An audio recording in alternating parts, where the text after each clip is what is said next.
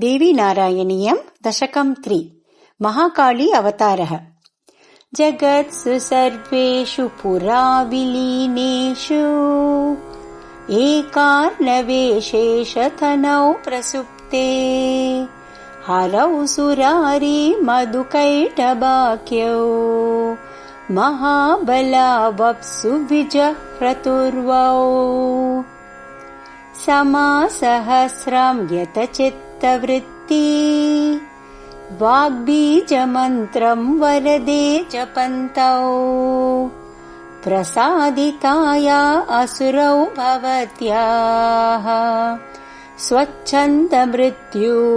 त्वमवापतुस्तौ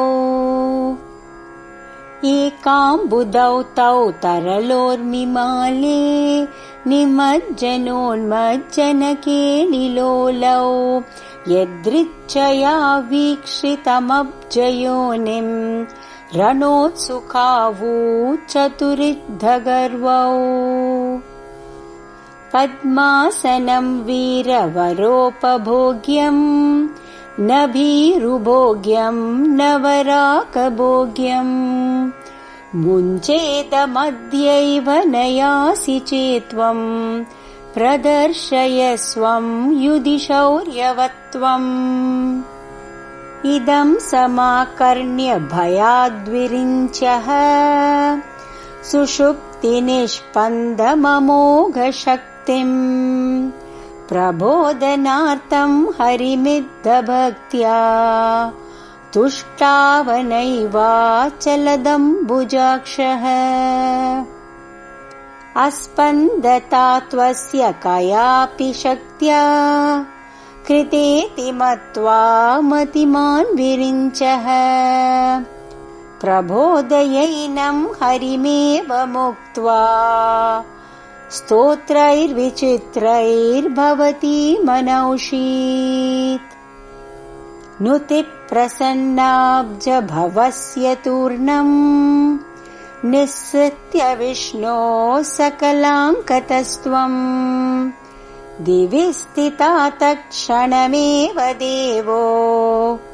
निद्राविमुक्तो हरिरुत्थितोऽभूत् अथैष भीतं मधुकैटभाभ्याम् विरिञ्चमालोक्य हरिर्जगाद अलम्भयेनाहमिमौ सुरारी हन्तास्मि शीघ्रं समरेऽत्र पश्य एवं हरौ वक्तरि तत्र दैत्यौ रणोत्सुकौ प्रापतुरिद्धगर्वौ तयोरविज्ञाय बलं मुरारेर्युद्धोद्यतो भूदजरक्षणार्थम् विभेमिरागादिमहारिपुंभ्यो जेतुं यतिष्येऽहमिमान् सुशक्तान् तदर्थशक्तिं मम देहि नित्यम् निद्रालसो माच्च भवानि मातः। श्रीमात्रे नमः।